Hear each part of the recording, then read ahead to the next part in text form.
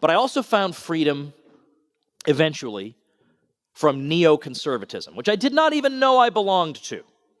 I just knew I belonged to the non-leftist group of people. And then I came across Murray Rothbard, and I came across some other folks who were telling me that these people are imposters. These aren't real conservatives. These people are fakes. What, do they want to spread human rights and democracy around the world? What is this, the French Jacobins, and I'm supporting that? What in the world is conservative about this? What's the matter with you? This is crazy left-wing utopianism. You don't support that. You're supposed to believe that this is a fallen world with finite possibilities and not say, well, we could bring feminism to Afghanistan just at the point of a gun. That can't happen. That's not happening. There is not one conservative aspect of any of that. And little by little, I came to this conclusion. I came to the conclusion that if they're lying to me about milk subsidies, they may also be lying to me about the foreign policy. I came to that conclusion. And I remember gradually coming to feel like there's a lot of death associated with the U.S. empire, and I'm pretty sure as a conservative who believes in absolute moral standards, I'm supposed to speak out about that. And I'm not supposed to be a moral relativist who says, well, look, if it's the U.S. doing it, they must have a good reason. There's no manual of moral theology that includes that principle. And so I began thinking and rethinking, and I was exposed to good people, thank goodness, once again. I just knew something was wrong.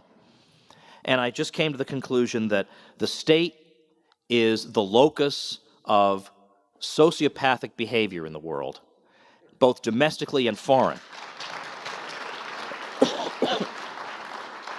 In fact, one of my favorite memories of all time was shared with this guy right here, Michael Bolden, back in 2011. You remember what I'm talking about? It was at one of his conferences. It was in Los Angeles.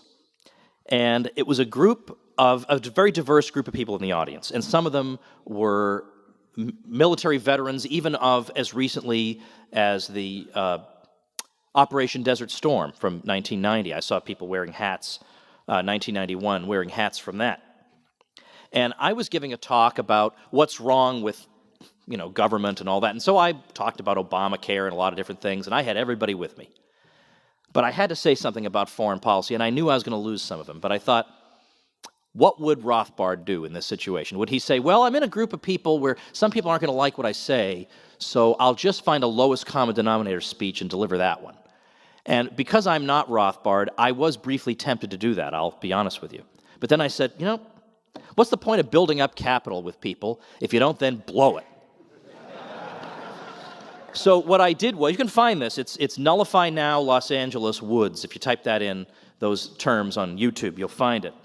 But in those last moments, I said, look, in the 1990s, a lot of innocent people died. And you can say, oh, it was all an accident, we didn't intend that. But they died through totally inhumane sanctions that no conservative worth his salt could possibly have supported. And the figures are just mind-boggling. Now, I've been told, oh, well, you can't trust the UN figure that 500,000 Iraqi children died of malnourishment or whatever. You can't trust the UN. But whether I can trust the UN or not, Madeleine Albright trusted the UN because when she was asked, what do you think about 500,000 dead children, she said, we believe the price is worth it.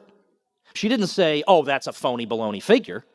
So in other words, even if that had been the absolute, undisputed figure, she was, well, it's okay. No, that's deranged. Normal people don't talk or think that way. Now, if those kids had died in an earthquake or some other kind of natural disaster, everybody would be all tears and pity about it.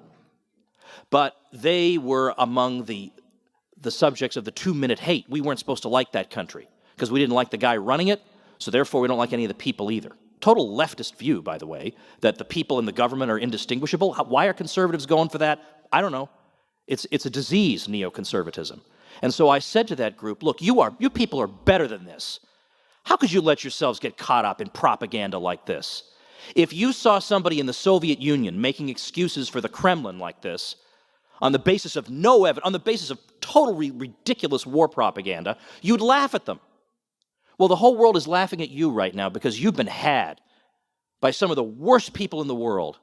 And you are the same people who lecture the rest of the world about moral relativism. Shame on you. Wake up. So I did that.